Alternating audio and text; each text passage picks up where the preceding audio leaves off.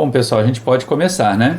Sejam bem-vindos. Vamos começar a nossa segunda atividade, a segunda aula, a parte síncrona, né? Lembrando que nós já estamos gravando para poder editar. E já avisando também para os quantos somos, para os 13 aqui presentes, os 12 presentes, né? Que na semana que vem, na quarta-feira que vem, infelizmente a gente não tem aula. A próxima aula nossa vai ser na quarta-feira seguinte. Mas logo na segunda-feira, antes da aula, sempre tem recomendação de vídeo, sempre tem material para vocês trabalharem de segunda até quarta, tá? No dia 22 eu libero o material para vocês poderem consultar. Se bem que nessa semana eu liberei até no domingo, né? Foi mais cedo um pouquinho que é para dar tempo. Embora eu não queira comprometer o final de semana de ninguém, nem o meu, mas o meu tem sido assim.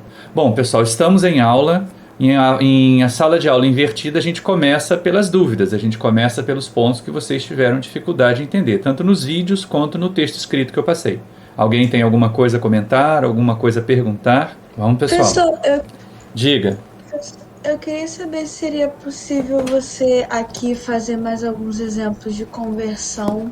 Mas como assim? Mais exemplos? Você tem um monte lá no vídeo. Ah, não sei, é só pra ver se dá um entendimento muito bom mesmo, se eu me enrolei.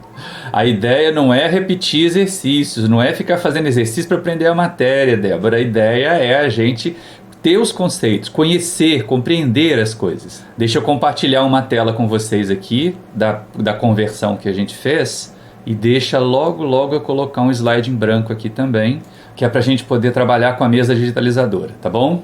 Claro que eu não vou ficar fazendo conta com vocês aqui, beleza? Conta vai ser por conta de vocês. E como eu não vou ter acesso à tabela de equivalências, vocês é que vão ficar consultando a tabela aí. Pode ser desse jeito? Que aí eu atendo a demanda da Débora e atendo também as possibilidades que a gente tem aqui, tá? Então eu vou abrir aqui a apresentação do PowerPoint, lá onde a gente fez conversão de unidades, para eu poder compartilhar a tela com vocês. Janela de aplicativo aqui. Agora vocês estão vendo aí a tela do PowerPoint, né? Estão, sim, pessoal? Isso. Sim, pessoal. Então aqui, essa aqui é do vídeo mesmo, é aquela que a gente falava a respeito da conversão de massa.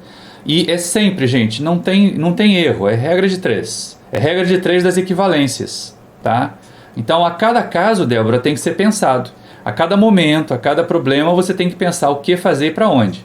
Tá? Aqui, nesse caso específico, a gente tem as equivalências de massa, por exemplo, 1000 gramas, 1000 gramas no CGS é igual a 1 quilo, é equivalente a 1 quilo, não é igual, é equivalente a 1 quilo no SI. Da mesma maneira, 100 centímetros no CGS é equivalente a 1 metro no SI. Tá? E aí, se a gente fosse fazer a conversão de unidade aqui, ó, massa específica, né? 1,2 grama por centímetro cúbico. Quanto que é isso em quilos por metro cúbico? É só usar as equivalências e sair montando tipo regrinha de 3.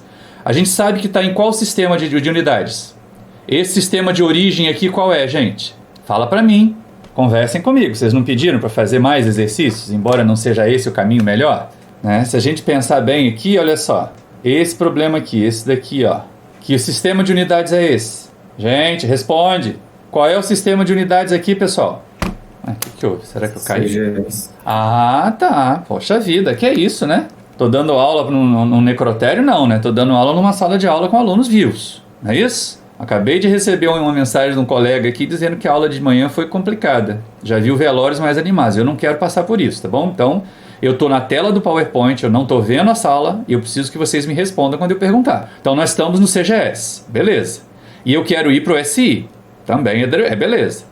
Então, o que eu vou fazer aqui agora? Eu vou usar fator de conversão. Tá? Eu sei que 1 quilograma é equivalente a 1000 gramas. E olha só, no numerador aqui, como a massa está no numerador, eu ponho no numerador a massa do sistema para onde eu quero ir. Estão entendendo? E no denominador a massa do sistema onde eu estou. Então, se eu quero ir para o CGS, eu vou ter quilo no numerador. E eu vou ter grama, o equivalente a 1 quilo em gramas no denominador.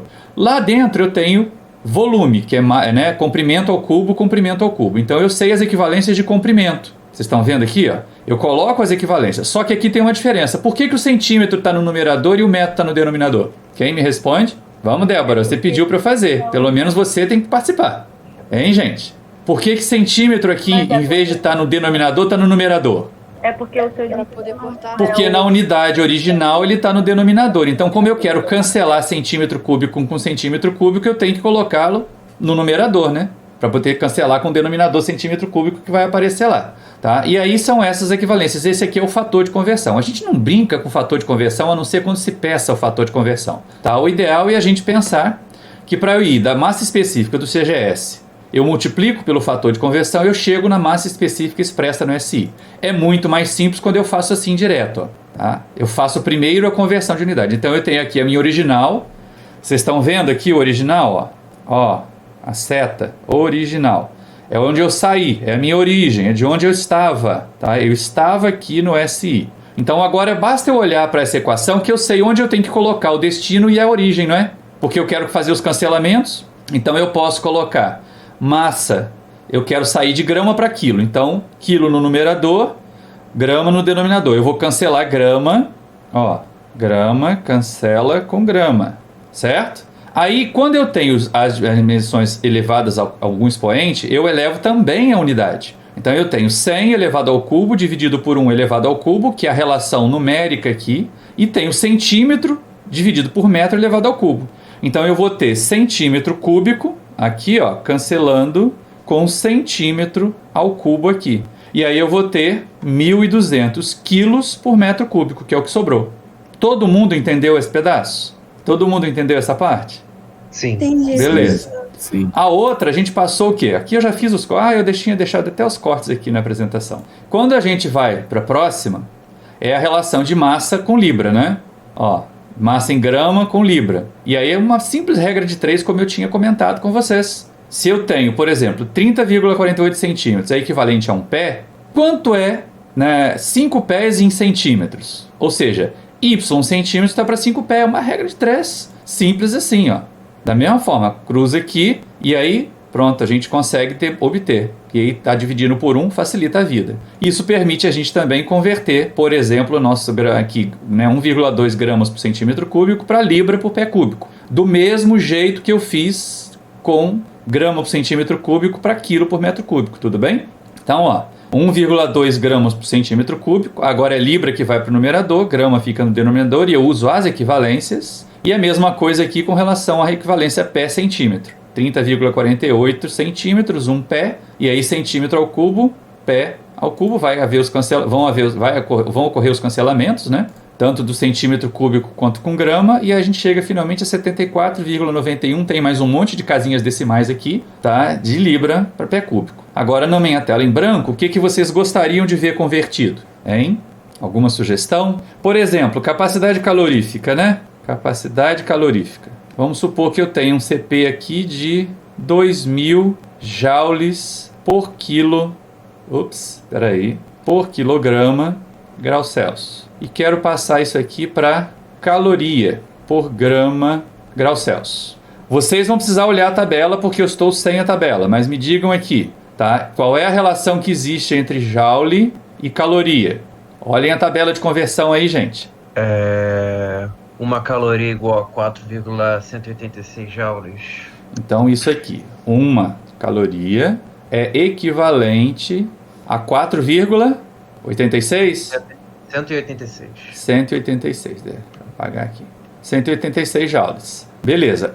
A temperatura não vai mudar, vocês repararam? Que eu estou com grau Celsius aqui. E a gente sabe também, né, que 1.000 gramas, ou 1 quilo, na verdade, deixa eu botar o SI aqui, né? 1 quilograma é equivalente a 1.000 gramas. Oi, peraí, que caneta. Mesa digitalizadora para canhoto é um problema. Pronto, 1.000 gramas. Certo? Agora como é que eu monto? Vamos lá, ó, 200, mesmo jeito que a gente fez da outra vez. 2.000 joules por quilograma grau Celsius. Vezes, vamos acabar primeiro com energia? Como é que fica aqui? Quem vai para o numerador, quem vai para o denominador? Pessoal... Joule para o denominador. Joule para o denominador para poder cancelar o joule. Então eu vou ter 1 caloria dividido por 4,186 joules. Eu estou confiando que vocês me passaram os dados certos, hein, gente? Pronto. Vezes... Agora eu quero cancelar o quilo. Então o quilograma tem que estar onde? No numerador ou no denominador? No numerador. No numerador. Então, ó, 1 quilo, 1.000 gramas. Certo? Vou cancelar joule com joule. Vou cancelar quilo com quilo. E aí eu vou ficar com 2000 vezes 1 sobre 4,186 vezes 1 sobre 1000, o que? Caloria por grama grau Celsius. Certo? A conta vocês podem fazer depois. Certinho? Deu para entender? Sim. É, professor, obrigada. Sim. Alguém tem dúvida ainda sobre isso? Agora eu vou colocar uma dúvida na cachola de vocês, né? E se eu quisesse passar 2000 joules por quilograma grau Celsius para caloria por grama Kelvin? O que seria?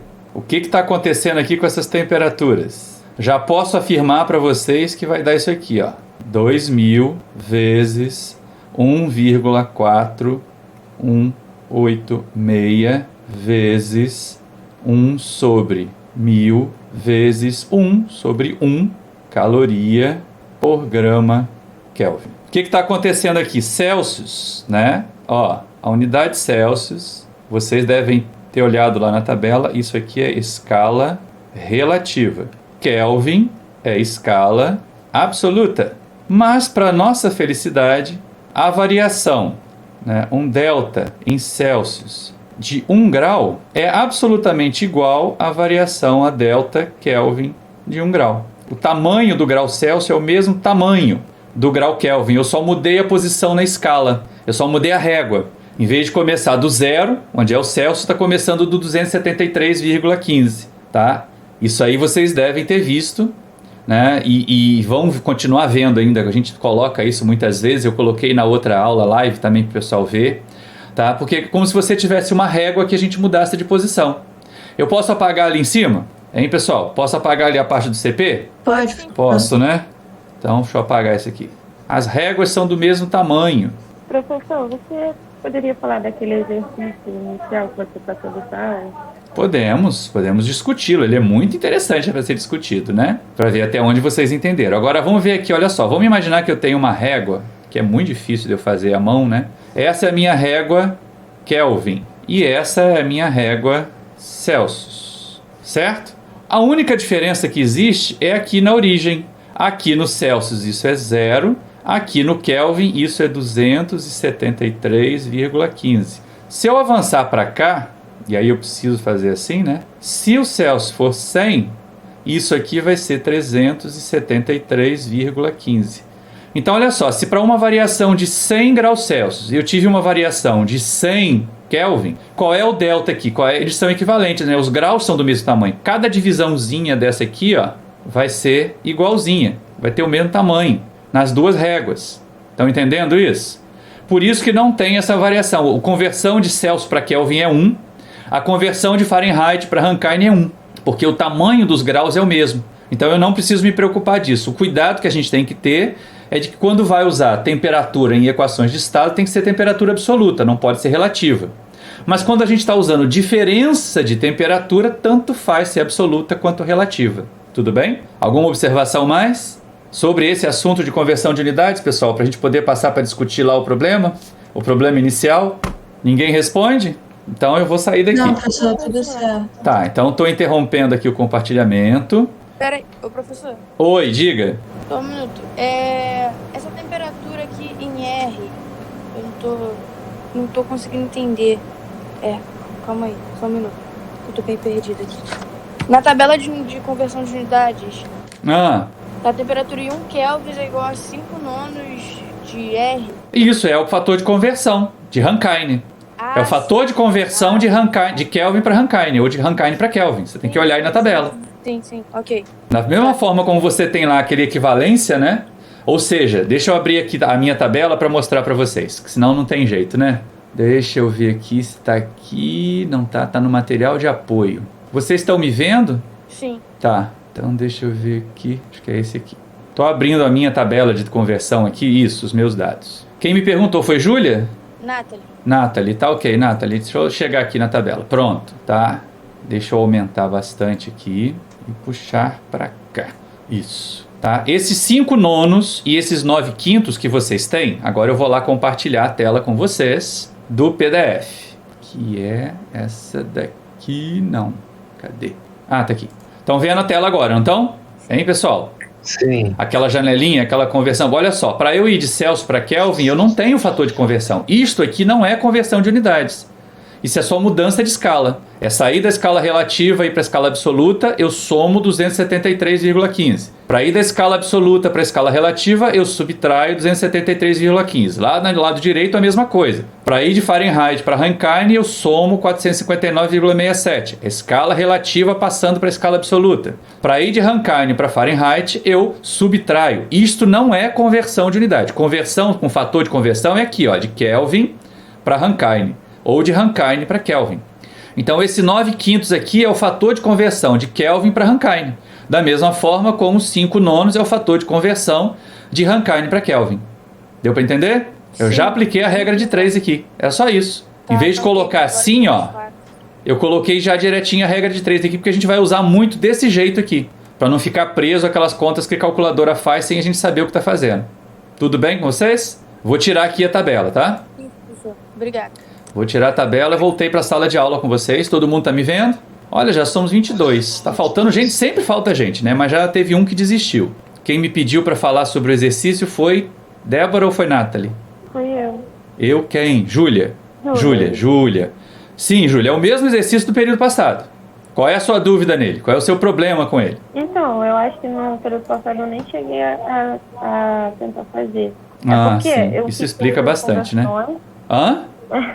É porque nas conversões eu consegui fazer as conversões. Mas o que eu tô tendo dificuldade mais é na logística. A logística cada um vai desenvolver a sua. Você tem um monte de soluções logísticas. Você tem que pensar de um jeito que a fábrica não fique desabastecida. Aí é usar a criatividade mesmo. Sim, mas por exemplo, você fala que a fábrica, quantos caminhões vai ser necessário e quantas viagens serão necessárias, né? Sim. No primeiro item. Isso. Aí eu pensei assim, poxa, se eu tiver 45 caminhões e for todos eles de uma vez só, não vai ser necessário nem fazer outra viagem, né? Pois mas aí você vai ter uma fila de caminhões lá esperando à toa. Você já imaginou pagar o aluguel de um caminhão e ficar parado lá o dia inteiro? É por isso que você tem que tentar diminuir o número de caminhões que deem conta da viagem, mas que não faça desabastecimento. E eu também fiquei pensando muito de que a empresa falou que precisa de tantos litros de óleo, né, por hora, alguma coisa assim. Aí era 12 mil litros por hora que eles precisavam, né, fazendo a conversão deu 12 mil litros por hora.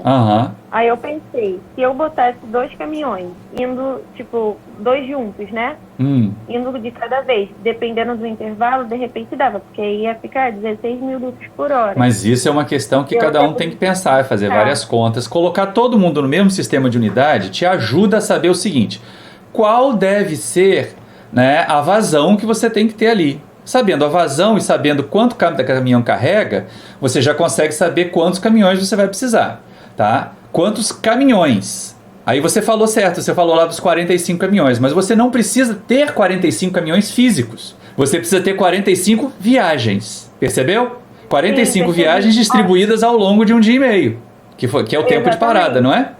Exatamente. Aí eu pensei, se eu botar um intervalo de entre 2 horas em cada um, aí eu travei nessa parte de como eu consegui pensar em um intervalo entre eles. Mas essa é a proposta do exercício, é desenvolver a criatividade de vocês. Você vai ter que destravar aí pensando você mesmo, encontrar a sua solução. Não existe a minha solução, uma solução, existem várias soluções. Que ainda tem aqui o seguinte, a gente só está pensando na questão do fornecimento, a gente não está pensando em custo. Mas eu já coloquei o fator hoje, cada caminhão é custo. Não, você precisa de 45 viagens. Não necessariamente de 45 caminhões. Professor, e outra coisa essa unidade de barris, eu achei na internet como 158,987 litros. Eu achei que estava certo, então eu usei essa conversão para o barril. Se você garantir essa, na nossa tabela aqui não tem nenhuma? Não, eu procurei na tabela e não achei, eu fui direto no Google, né? Isso. Dei uma pesquisada e estava lá mesmo no próprio conversor do Google, estava falando essa conversão. Porque você tem barril americano e tem barril britânico, tá? Tem que pensar nisso. Eu estava usando barril americano. Pois é. Então, da mesma forma como você tem aqui, ó, na nossa tabela de unidades, você tem galão. Você tem que 1 galão americano é 3,785 litros. e que um galão britânico é 1,201 galão americano. Então olha como é que eles são diferentes, né? Aí se eu achar isso para barril, você vai encontrar. Pode até ser procura do Google, desde que você confie, tá? Até o Wikipédia nesse ponto aí estava bem colocado, tá? Não tá ruim, não. Você pode conferir o Wikipédia que você vai achar lá que vai estar junto com o... Vai estar batido com o PR, com os dados que a gente tem nos manuais, nas tabelas. Eu tenho uma outra pergunta, mas essa é uma pergunta mais até burocrática. Ah, Em relação ao termo de autorização que o senhor enviou pelo sim. SIGA, eu queria saber se dá para usar o mesmo termo de autorização do semestre passado, não por causa da data, né? A data Não por causa da data. Tem que preencher de novo. E outra coisa, até quando tem que entregar pro senhor? Olha, já devia ter mandado, né? Manda até sexta-feira. Nós já estamos na segunda atividade síncrona, a voz de vocês está indo. A imagem não está indo, mas a voz de vocês está indo pro ar, né? Sim, eu entendo. Tudo bem, então. Tá ok, obrigado. Nada, tranquilo. Pessoal, mais alguma questão? Mais alguma colocação? Hein, gente? Alguma dúvida a mais? Essas duas aulas foram muito simples, né? Aula de conversão de unidade. Na aula que vem, nas próximas aulas, inclusive nas videoaulas, a próxima vai ser um conjunto de 3 vídeos, tá? A gente vai ter que trabalhar bastante isso. Agora, conversão de unidade é coisa simples mesmo. Eu não vejo muita dificuldade nisso. A menos que alguém mais tenha alguma questão, alguma colocação, a gente precisa estar atento ao que fazer, tá bom? O que vocês têm mais de dúvida aí, gente? Professor, bom dia. Bom dia. Quem tá falando? Até que hora, Tamires? Oi, Tamires. Até quando nós podemos entregar essa avaliação continuada pro senhor? Tá lá bonitinho a informação, né? Até as 11 horas da sexta-feira. Tá bom, obrigada. Vai junto no e-mail, tem as datas, tem os horários. Aliás, no título da mensagem tem. Você não recebeu a notícia, não? O e-mail com a notícia? Ali tava. Pessoal, é preciso ler as coisas, né? Mas você não recebeu o e-mail, ô Tamires? Na verdade, eu não entrei no e-mail, só entrei direto no SIGA. Tá. Pois é, lá no SIGA tem lá a notícia cadastrada hoje de manhã, tá? Obrigada. É sempre bom. Aliás, isso que a Tamires chamou a atenção é importante. Alguém na outra turma, na turma de métodos computacionais, reclamou que não recebeu o e-mail. Pode ser que o e-mail que está cadastrado no SIGA não seja o que vocês estão usando agora. É bom manter os e-mails do SIGA atualizados. E como pode acontecer isso, é bom também que vocês entrem no SIGA sempre para poder ver se tem notícia nova. Sempre vai ter notícia nova. Eu sempre coloco notícia nova quando acontece alguma correção de alguma coisa que foi com erro de digitação. Eu sempre coloco notícia nova quando eu libero o material ou quando eu oriento o material para vocês estudarem, os vídeos e os textos escritos.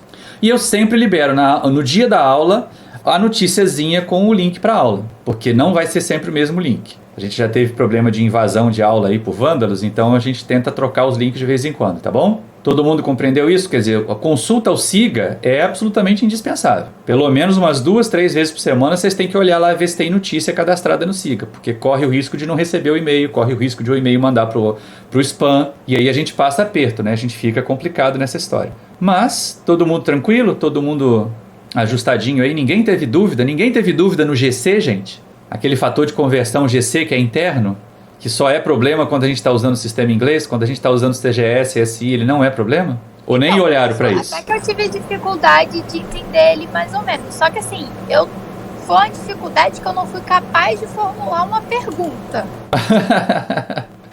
É complicado assim, né? É tão dúvida que você não sabe nem por onde começar. Mas olha só, o GC, vocês têm que estar sempre atentos, todas as vezes que vocês tiverem qualquer coisa com força ou grandezas derivadas de força, principalmente no sistema inglês, que o GC é diferente de 1. No CGS e no SI, o GC vale 1. Ele é um fator de conversão interna. Eu vou ter que compartilhar a tela com vocês para tocar nesse assunto de novo, tá? Só um minutinho que eu tenho que colocar lá a apresentação em dia. Todo mundo vê essa tela aqui do GC? Sim, professor. Isso, pessoal. Agora deixa eu ir para lá. Então, ó, vou estar na tela do PowerPoint, não vejo a turma, então se eu perguntar, alguém tem que responder. Usar o áudio para responder, tá bom? Porque eu não estou com vídeo, tá? Essas questões aqui, ó, internas, de homenagens, que Newton é uma homenagem, né? Você sabe lá nos sistemas absolutos que força é massa vezes aceleração. Mas, qual o nome que deram para a unidade? Deram o nome de Newton, deram o nome de Dina no CGS. E aí, deram o nome de Libra-força no sistema inglês. Como a gente sabe que, em algumas situações, multiplicar a massa pela aceleração não necessariamente dá o equivalente daquela unidade de força, para isso que surgiu o fator GC. Para ser diferente do fator FC, ele é um divisor. A gente entra dividindo a conta pelo GC, certo? E aí, a simples uso da segunda lei de Newton já vira uma complicação, porque a gente nasceu imaginando que isso aqui era assim, né? Física do ensino médio, que força era massa vezes aceleração.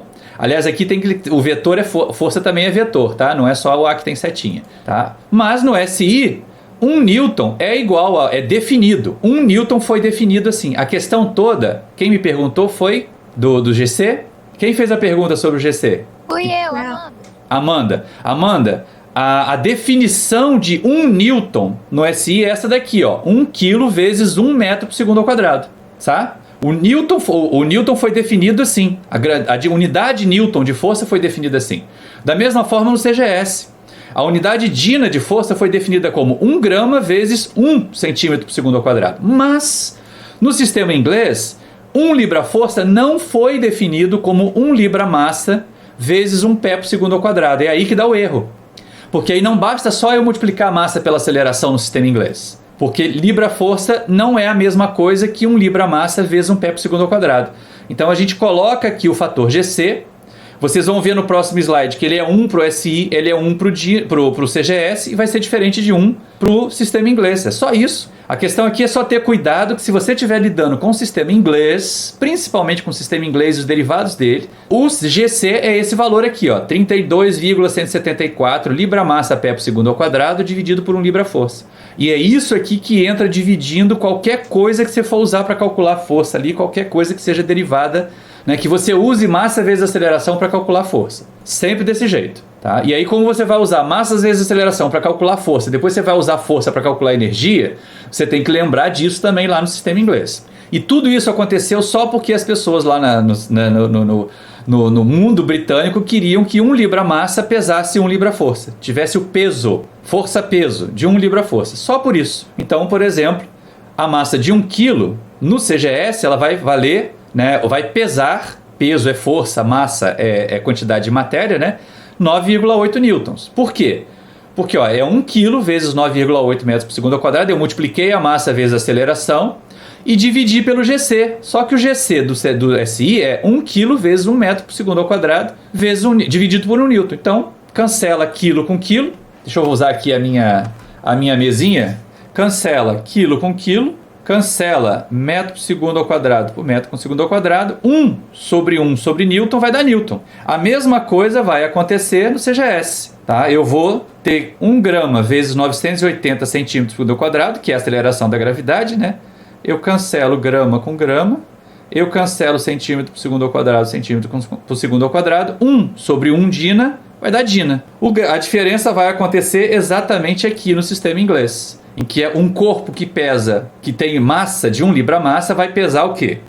Eu coloco aqui, ó, 1 libra-massa vezes a aceleração da gravidade ao nível do mar é 32,174 pé por segundo ao quadrado. O GC também, né? É 1 libra-massa vezes 32,174 pé por segundo ao quadrado dividido por libra-força. Então eu cancelo libra-força com libra-força. Eu cancelo pé por segundo ao quadrado, pé por segundo ao quadrado. E olha só que magnífico, eu cancelo 32,174 por 32,174. Então dá 1 sobre 1 libra-força, ou seja, 1 libra-massa pesa 1 libra-força no sistema inglês. Só por causa disso que apareceu esse danado do GC.